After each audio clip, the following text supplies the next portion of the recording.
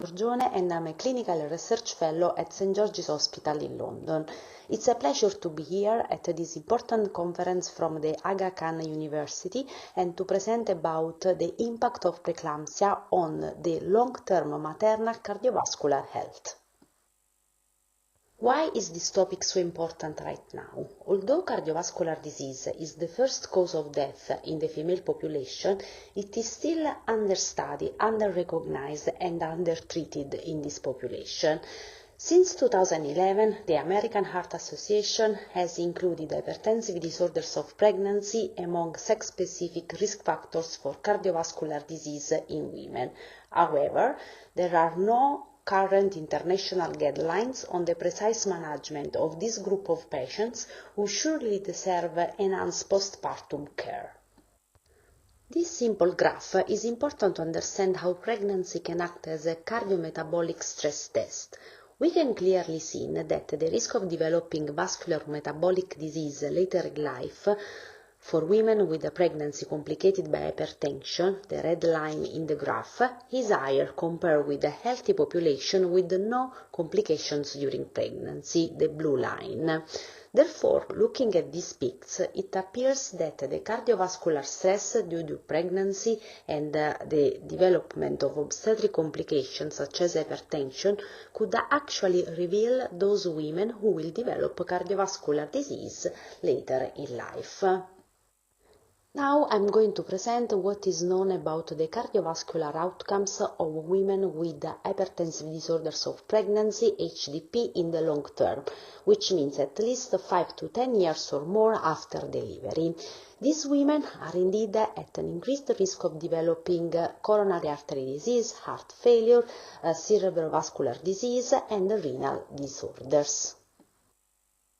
As a consequence of the increased risk of cardiovascular disease after HDP, cardiovascular disease-related mortality has been reported to be elevated in this high-risk group.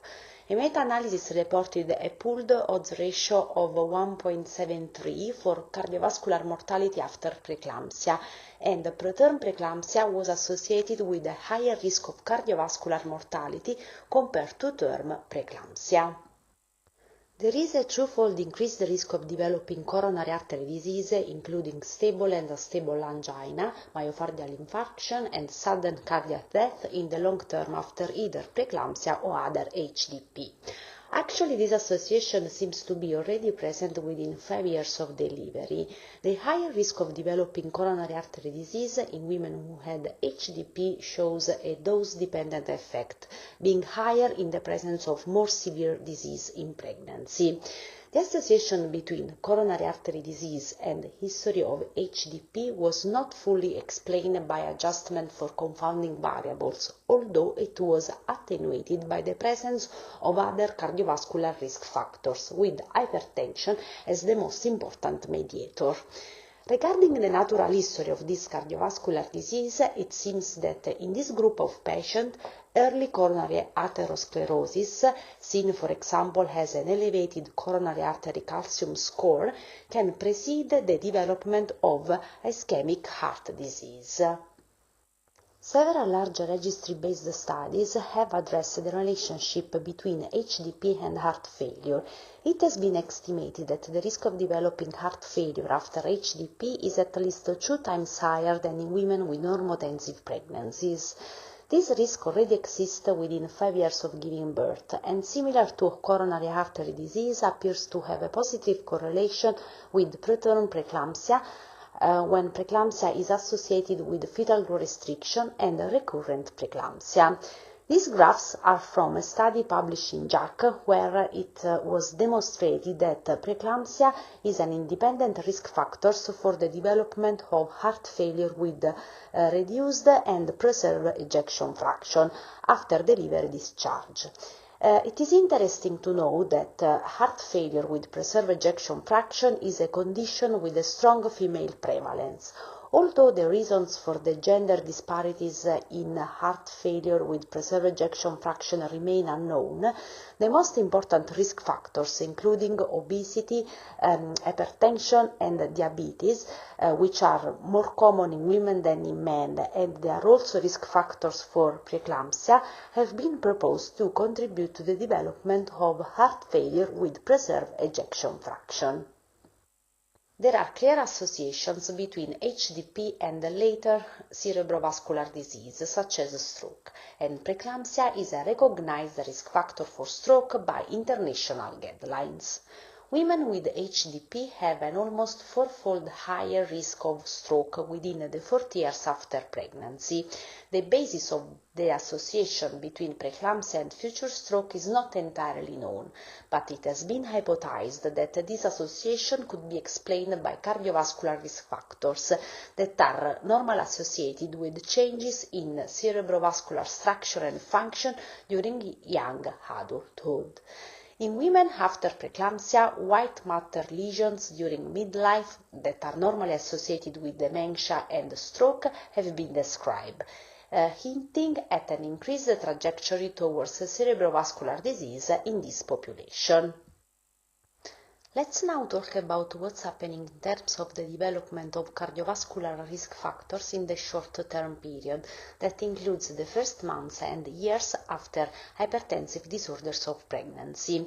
This is a crucial period for cardiovascular prevention of long-term cardiovascular outcomes that we have just seen. As demonstrated by several studies, women with HDP have an increased risk of insulin resistance and diabetes later in life. For example, data from a large Canadian study that included over 1 million women showed that after excluding women with gestational diabetes, the risk of developing diabetes was higher after gestational hypertension or preeclampsia than after a normotensive pregnancy. Moreover, as we can see in the right graph, women with the previous HDP develop diabetes earlier than women after normotensive pregnancies. We know that the metabolic syndrome is a composite of cardiovascular risk factors, and it has been found in about 20% of preeclamptic women after 1 and 3 years postpartum. It has been estimated that the risk of getting this condition is approximately 3 times higher in women with preeclampsia compared to controls. The risk of developing metabolic syndrome after at least 3 months postpartum is higher in early onset preeclampsia and in those cases with fetal growth restriction, as shown by this Dutch study where the prevalence of metabolic syndrome in this subgroup of HDP patients was more than 25%, which is approximately 5-fold higher than the prevalence in the general female population of that age and of the same country.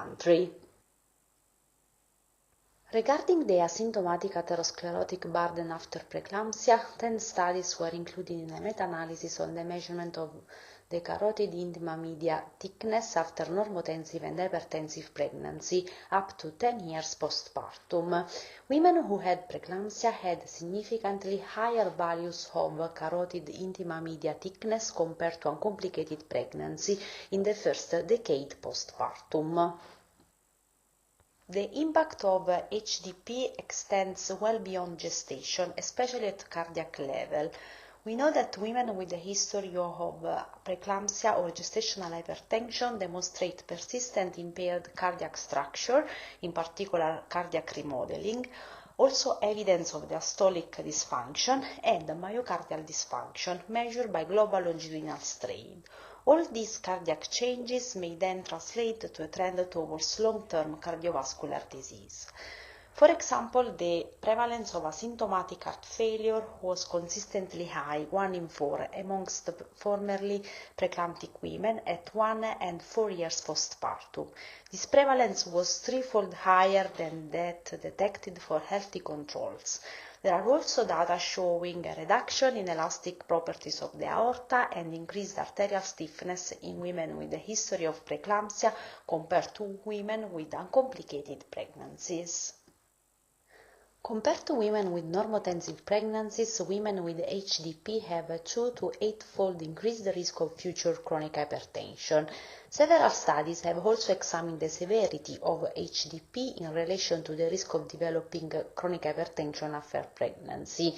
The risk of chronic hypertension also depends on the number of pregnancies affected by HDP, as women with recurrent preeclampsia had a higher risk of chronic hypertension after pregnancy than women with a subsequent uncomplicated pregnancy.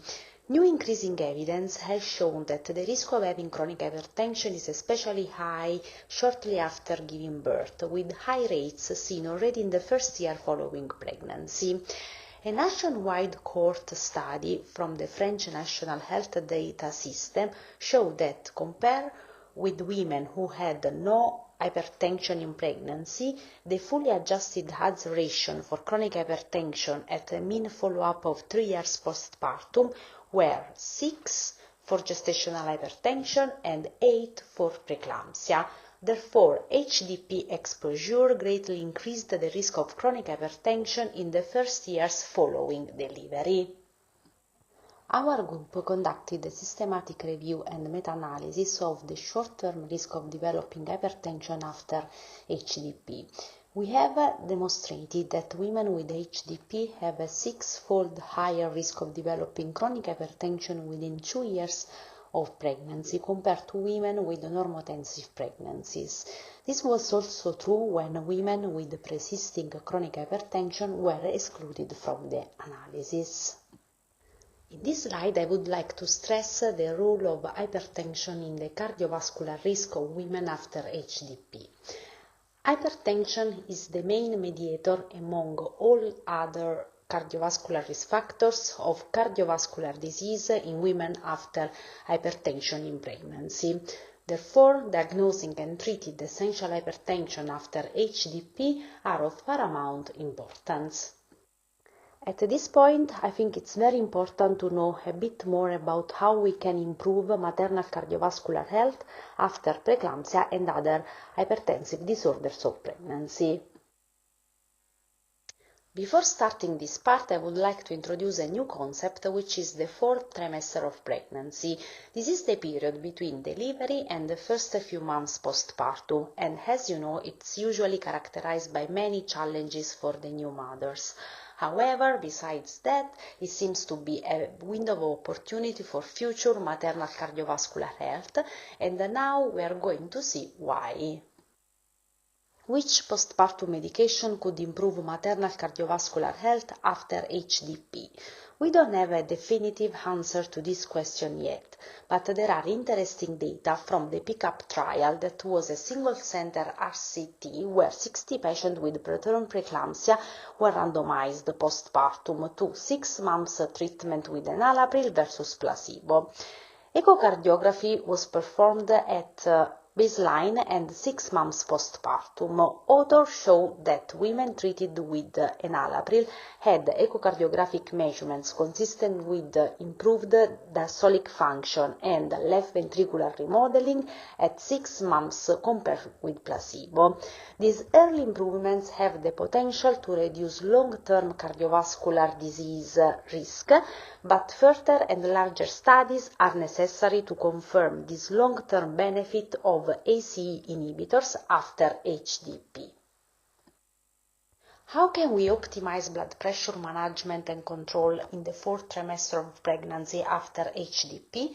To answer this question, the Oxford group of Professor Leeson conducted 2 RCT on the use of home blood pressure monitoring along with physician-optimized antihypertensive titration. The first study, SNAP-HT trial, showed that a short period of blood pressure self-management following hypertensive pregnancy resulted in persistently lower blood pressure after 6 months and also after 3-4 years postpartum. This difference remained significant after adjustment for either blood pressure at the time of delivery or pregnancy booking blood pressure. This long-term blood pressure reduction would be expected to reduce cardiovascular risk by more than 30%, and this is a very important point. The result of the second RCOT from Oxford, the POP-HT trial, have just been published in November 2023. More than 200 women with HTP requiring antihypertensive medication postpartum were allowed for randomization. That included self-monitoring along with physician-optimized antihypertensive titration versus usual care. And these women were followed up for 9 months with 24 hours blood pressure measurements. The 24 hours mean diastolic pressure was 5.8 millimeters of mercury lower in the intervention group than in the control group, and similar results were obtained for the 24 hours mean systolic blood pressure. In this single-center trial, the intervention group was associated with lower blood pressure during the first 9 months postpartum than usual postnatal outpatient care in the UK. From the same trial, authors also showed that the intervention group had better cardiac remodeling and function at 9 months postpartum compared to the usual postnatal care. The results of this trial are very, very important, and they are going to change our practice very soon, because the optimal management of hypertension after HDP in the 4th trimester of pregnancy seems to be the key to improve maternal cardiovascular health in the long term. These postpartum interventions should be ideally offered to all women with HDP, but in the real world it might not be feasible. Therefore, it would be convenient to identify HDP women at increased risk of developing chronic hypertension in the postpartum. This is what we wanted to explore in my PhD project. The aim of this study was to set up a peripartum screening around the time of delivery in women with HDP that is able to identify women at increased risk of persistent chronic hypertension at 4 months postpartum. This would allow targeted interventions in the 4th trimester of pregnancy. In this prospective longitudinal study, women with a diagnosis of HDP were recruited either before or after delivery. All participants underwent a blood pressure profile and transthoracic echocardiography according to a specific protocol. This cardiovascular assessment was performed in the peripartum, and they were invited for a postpartum assessment at least 3 months after delivery. Among 263 patients with HDP recruited in the peripartum, 216 attended a postpartum follow-up. At the postpartum assessment that was carried out at a median of 4 months, women showed persistent hypertension in 35% of cases. An abnormal left ventricular function measured by global longitudinal strain, which is a sensitive marker of myocardial function, was found in 49% of cases. So almost 2/3 of patients have a persistent cardiovascular impairment. These findings underline how delivering the placenta can stop the acute phase of HDP but does not prevent the enduring cardiovascular legacy of these disorders. When we compare the peripartum characteristics between normotensive and hypertensive women in the postpartum, we found that women who remain hypertensive were older, more likely to be black, and they had higher BMI and mean arterial pressure throughout pregnancy. Regarding the echocardiographic parameters, women with persistent hypertension showed in the peripartum higher left ventricular mass and higher rate of abnormal cardiac remodeling. Moreover, they had a more impaired diastolic and myocardial function, demonstrated by higher E/E' ratio and a lower global longitudinal strain. These clinical and echocardiographic differences allowed us to calculate different prediction models. Here we presented the 3 major ones. The best performance was obtained by the most comprehensive model, including speckle tracking analysis.